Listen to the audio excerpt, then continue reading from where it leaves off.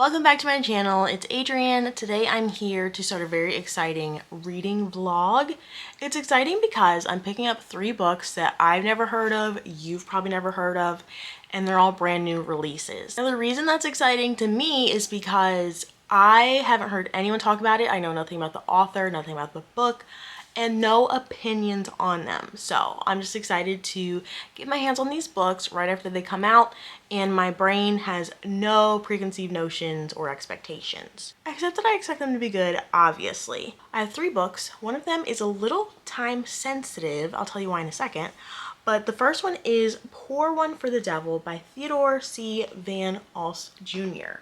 Long, cool name. This book follows a historian who is invited to an island in South Carolina to speak at some sort of conference. He gets there and he doesn't see anybody else there. He's speaking to the staff in the Gullah language, and then weird stuff starts to happen. Not much information there. There's an extra layer of interest here because the author has Vaughn in the last name, and so do both of the characters listed. They have different last names with Vaughn in it, so what the heck is happening? There is a little blurb on the front from Stephen Graham Jones that said it's very cool. Short and sweet, but I love Stephen Graham Jones. I hope I'll love this too. Next up I have The Canopy Keepers by Veronica G. Henry. This follows a woman who's a fire chief of Sequoia National Park, and she's the first female fire chief. Something happens with some fire, but there is magic seemingly tied to the forest and a magic system that I'm not going to try to explain until I've read it and can really explain this to you. So that's book number 2. Book number 3 is River Mama by an author's name who I will learn to pronounce before I say it. This one is on its way. I'm a little confused about it because I did see one thing that said the original publication date was August 2023, but it is available to pre-order. So I don't know if it was released in another country, now it's released here. I don't know. Again, we'll look more into it. But that one is an urban fantasy following a woman with some mythology involved magic going on. Again, we'll find out when we get there. But the reason that this book right here is time sensitive to read is because at this moment, the Goodreads page has 0 reviews, 0 ratings. This book is supposed to come out on Tuesday, but for some reason mine got shipped early and I already have it.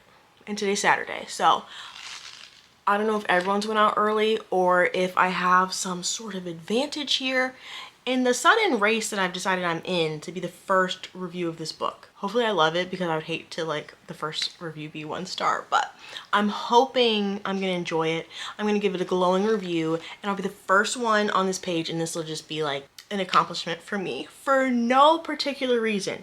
Not sure why that's exciting, but it's like the main goal in my life or for this weekend. So this is only less than 100 pages, so I could read this pretty quickly in theory, but I have a lot of things to distract me. Right now it's Saturday evening. I want to go outside, but the sun is setting. Let's make sure I go outside a handful of times during this vlog. This is embarrassing, but my doctor found that my vitamin D is low, and I'm taking vitamins for it now, but I need to get outside more often. Anyways, this is what I'm gonna start reading. I'm gonna make some tea, I'm gonna sit down and read this adorable little book. Look at the back cover. Beautiful. For dinner, I'm reheating this green curry that I made / made up how to make. Yeah, my pot's too full, I know. Thank you, I invented it. I fell asleep last night reading this. I'm having so much trouble getting through it and staying focused.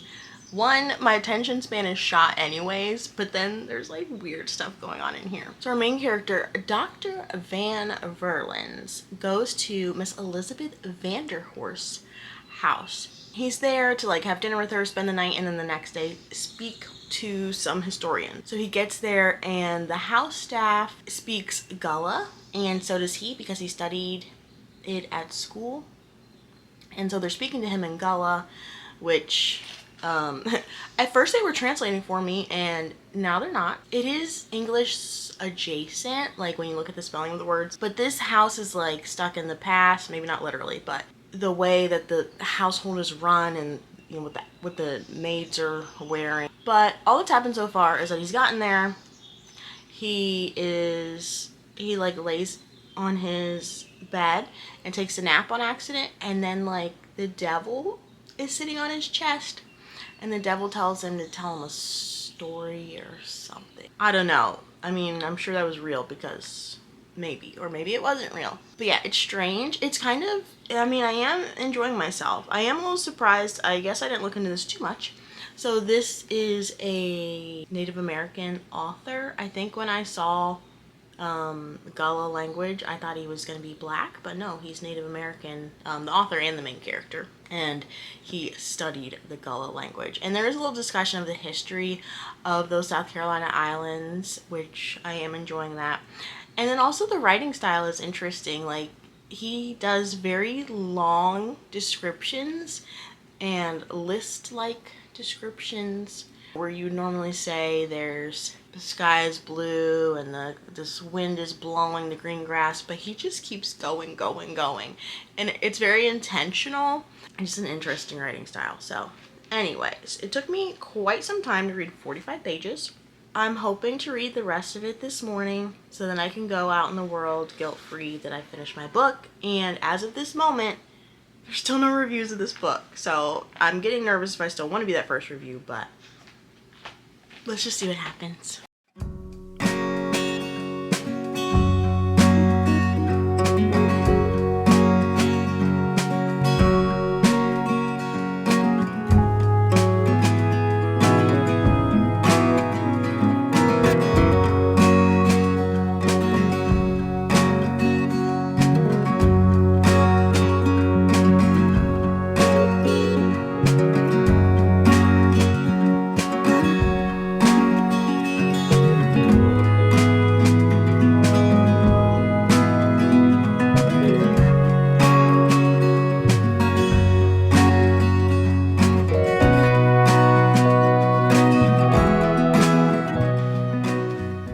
I finished the book while we were at the cute little botanical garden, and I don't know if I want to be the first review anymore.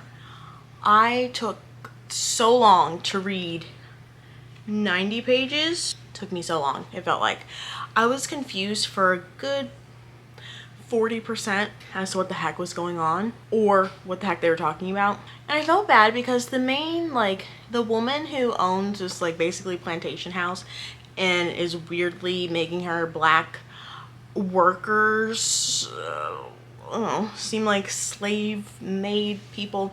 I don't know. She's obviously, like, not the best character. But they were discussing something. Someone was telling a story, and the maid keeps wanting to speak in Gullah. The lady of the house keeps saying, speak English, and I hated to be on her side. I was like, please speak English so I know what's happening in this book.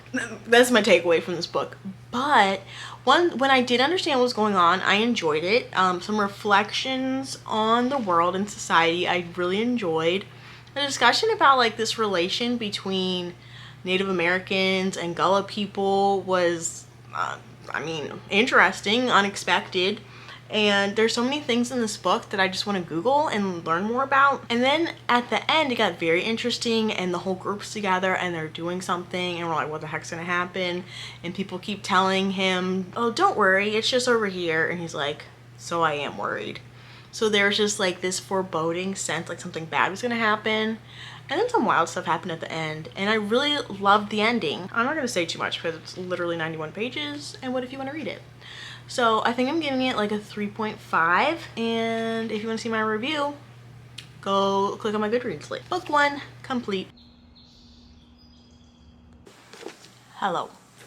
I've been reading this book without you, but I received it, but now I'm already committed to the audiobook, kind of. I've been flipping back and forth, but River Mama with the prettiest cover. I love mermaids, and look at this tail. River Mama is a mermaid deity, goddess of sorts from Jamaican mythology, Jamaican lore. We're following this woman named Alicia who lives in Toronto. She is of Jamaican descent, and River Mama appears to her like in a Toronto park and asks her, or tells her, that she needs to find her like comb, her golden comb that was taken by someone, or else she's gonna dry up all the rivers in the world.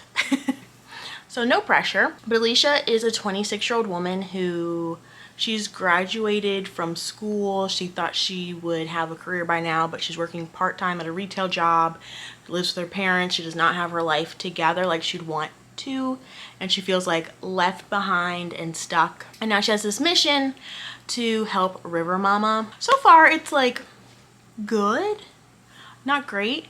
It reads kind of young adult because of Alicia's situation. Besides her saying that she's 26, like obviously her situation feels very, could be high school. And she's with her two friends. She enlists them to help her with this mission, which I do love that. I thought maybe she would be handling this alone because people wouldn't believe her. She's having trouble believing it, but they do believe her. Her one friend knows so much about Jamaican lore. So both her friends are Jamaican, but her one friend, Heaven, knows so much about the stories and such. So she's like helping Alicia out and also like excited to be part of this mission. When Alicia herself feels like, why did I get picked? This is such a burden. And her friend's like, why aren't you appreciating this? You got chosen by River Mama. I just like saying that. I keep singing, I'm not gonna sing it for you, but you know Sugar Mama by Beyonce, but I'm singing it with River Mama and I can't stop doing it. So that's what I've been reading. I am getting ready to go to dinner. I'm just gonna try to keep listening to this as much as I can. I still have my muumuu on as I decide what to wear. I really want to read The Canopy Keepers out in a forest because it's about a forest, but it's raining today. So hopefully I can finish reading this today during the rainy day, and then upcoming I can read my next book in the forest because that just feels like the right thing to do. Let's go out to dinner, shall we? Well, first I have to get dressed.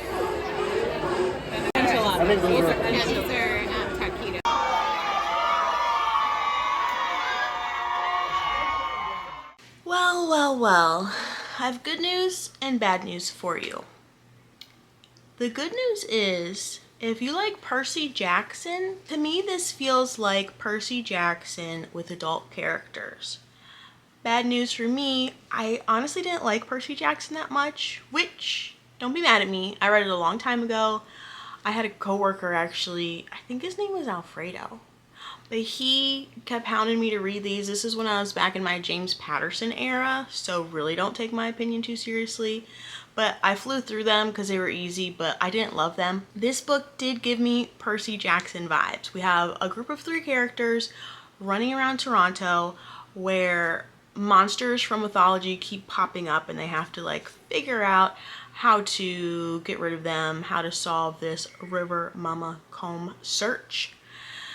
And it just wasn't for me. I did not love it. I think I'm giving it 3. There wasn't anything like horribly wrong with it. It just wasn't my type of read. I don't like characters running around a city with mythical creatures. That's just who I am. So I went out to that dinner. I didn't know it was that kind of dinner. And then we went out afterwards and then I got sick and I was just ill. And I finished this and I was just not in a good mood and not in a good headspace because I was sick. And then I tried to read The Canopy Keepers. I read a little bit and I just wasn't in the mood anymore. This just wasn't doing it for me. So I quit. These are the books I read. What lesson did I learn? Did I learn that maybe I shouldn't read books that I've never heard of? Maybe. Not that I shouldn't read them, but should I look into them more before I just buy them and read them? Maybe. Maybe not. I don't know. It was a fun idea, I think. I liked the idea of it. I just didn't love what happened. However, I could totally stumble onto a new favorite. Also, books that I've heard plenty of reviews about and I'm hyped up thinking now I'm going to love them, they don't work out either sometimes. So I didn't learn any lesson actually. Just that I don't like these two. I'm going to read this one later. If you've read Canopy Keepers, can you please let me know if it's worth it? Because I am still intrigued. And look how cool it looks. And I still want to read it in a forest. I really do. But it's time for me to move on with my life. So thanks for watching the vlog. Even though we got some duds. That's okay. I'll see you next time. Bye.